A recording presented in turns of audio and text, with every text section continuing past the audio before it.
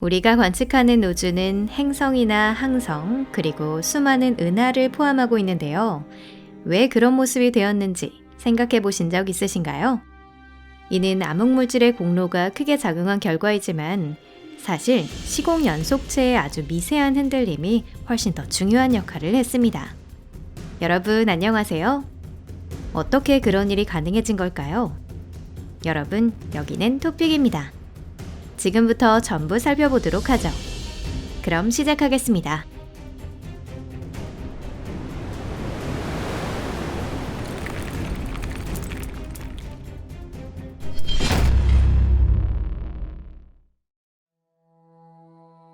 성장하는 공간.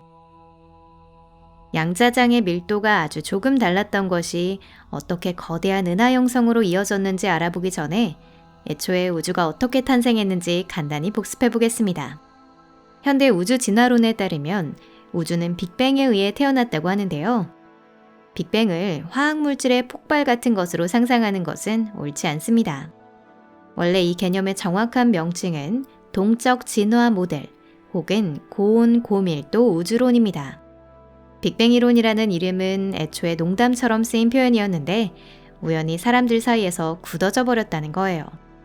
빅뱅 이전에는 특이점이 존재했습니다. 우주의 모든 물질은 아주 작은 부피로 압축되어 있었고 온도와 밀도가 무한히 높았습니다. 엄밀히 말하면 과학자들은 여기에서 심각한 문제를 안고 있는데요. 즉, 밀도와 온도가 어떻게 동시에 무한대로 높을 수 있는지를 알 수 없다는 것이죠. 이 문제는 특이점 관련 영상에서 따로 다루었으니 여기서는 논의하지 않겠습니다. 어쨌든 특이점의 바깥에는 아무것도 존재하지 않았고 진공조차 없었습니다. 진공도 결국 공간이며 우주의 일부이기 때문입니다. 이는 매우 상상하기 어려운 개념이고 빅뱅 이전에 존재했던 특이점 자체도 연구가 불가능합니다. 특이점은 우주 마이크로파 배경 복사 같은 흔적을 전혀 남기지 않았기 때문이죠. 그러다 실제로 빅뱅이라 불리는 사건이 일어났습니다. 찰나의 순간에 우주는 상상도 할 수 없을 만큼 거대해졌죠. 상대성 이론에 따르면 빛의 속도를 넘어 이동할 수 있는 것은 없다고 하죠. 다만 공간 자체가 모든 방향으로 팽창하고 있었기 때문에 빅뱅은 상대성 이론을 어기는 일이 아닙니다. 이내 우주의 팽창 속도는 서서히 떨어지기 시작했습니다. 그리고 약 50억 년 전 암흑에너지의 영향으로 우주가 다시 팽창하기 시작하면서 지금의 시대로 이어졌습니다. 사실 여기서 누구나 떠올릴 만한 의문이 생기는데요. 조금 전에도 말씀드렸듯이 빅뱅으로 시작된 우주의 팽창은 현재도 계속되고 있습니다. 이는 모든 방향으로 공간이 퍼져나가고 있으며 이 과정에 명확한 중심이 없다는 뜻인데요. 그렇다면 물질에게는 과연 어떤 일이 벌어질까요? 공간이 팽창함에 따라 강위에 떠있는 나뭇잎이 사방으로 흩어지듯이 원자와 분자가 여러 방향으로 흩어질 것이라고 보는 게 합리적일 것입니다. 그렇다면 관측 가능한 우주는 수많은 메가파섹에 걸쳐 텅 빈 우주 공간만 이어지는 아주 단조로운 광경이 되었을 것입니다. 하지만 실제로는 그렇지 않았습니다. 왜 그럴까요? 양자의 덩어리.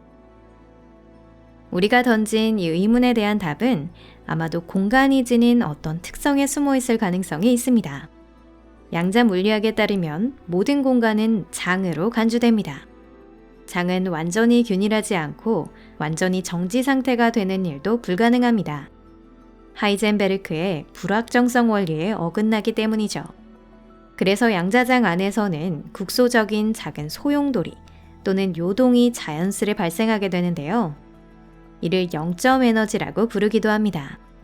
조금 다른 비유이긴 하지만 팽팽한 밧줄이 약한 바람에 살짝 흔들리는 모습과 비슷하다고 볼 수 있어요.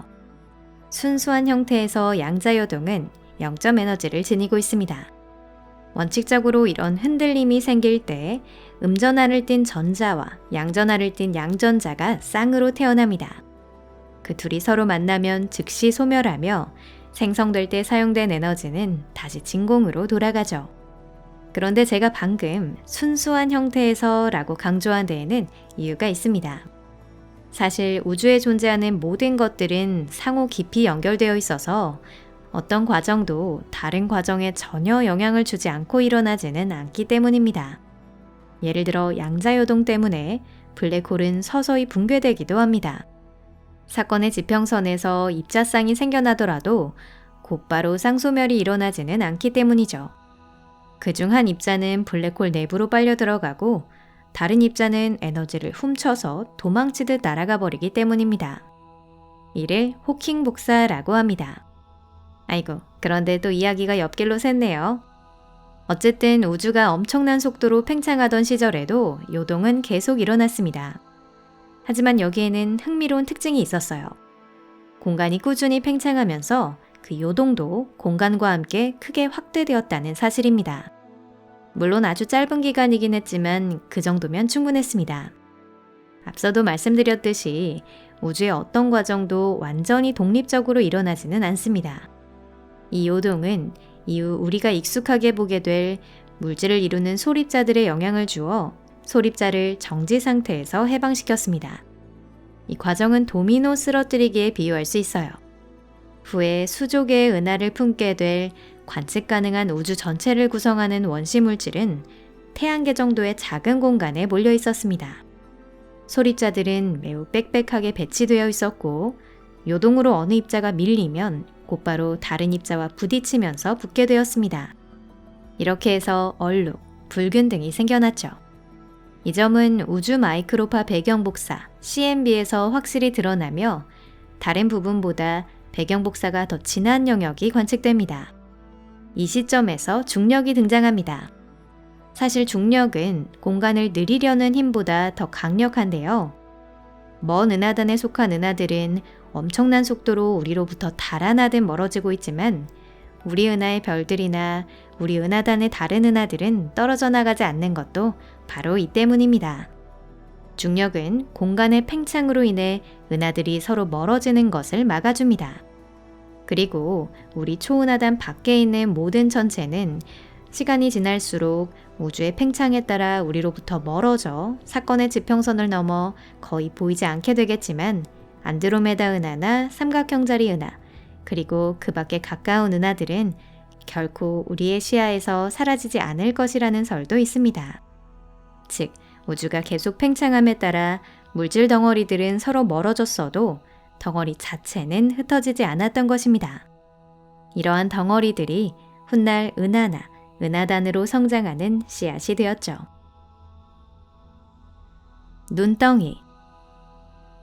우리가 지금처럼 수십억 광년에 걸쳐 펼쳐진 뒤로는 더 이상 요동이 확대되지는 않았습니다.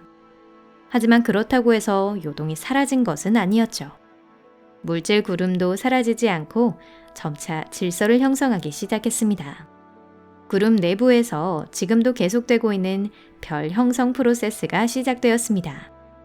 요동에 의해 가스나 먼지 구름의 얼룩이 생긴 지점에는 다른 곳보다 밀도가 높은 물질 덩어리가 만들어졌습니다. 이 덩어리는 처음에는 작고 매우 취약했지만 주변 물질이 달라붙기에는 충분한 상태였습니다. 시간이 흐를수록 덩어리는 더 커지며 스스로의 중력으로 수축, 붕괴하기 시작했습니다. 그리고 덩어리는 에너지를 가장 효율적으로 활용할 수 있는 구형태로 자리 잡게 되었습니다. 물질이 수축되면서 열 에너지가 방출되고 새로 탄생한 천체 내부가 가열됩니다. 그리고 물질이 많으면 많을수록 그 가열 정도도 더 커집니다. 행성 내부 온도가 수천 도에 달하고 항성 코어 내부 온도가 수천만 도에 달하기도 하는 이유가 바로 이것 때문이에요. 젊은 은하 안에서 가장 초기의 별들이 차례로 빛나기 시작했습니다. 은하의 중심부처럼 물질 밀도가 극대화된 곳에서는 엄청난 물질이 붕괴했죠. 그 질량이 너무나 거대해 급격한 수축 끝에 문자 그대로 스스로 붕괴해 특이점으로 몰려들었습니다. 이렇게 해서 초거대 질량 블랙홀이 탄생한 것입니다.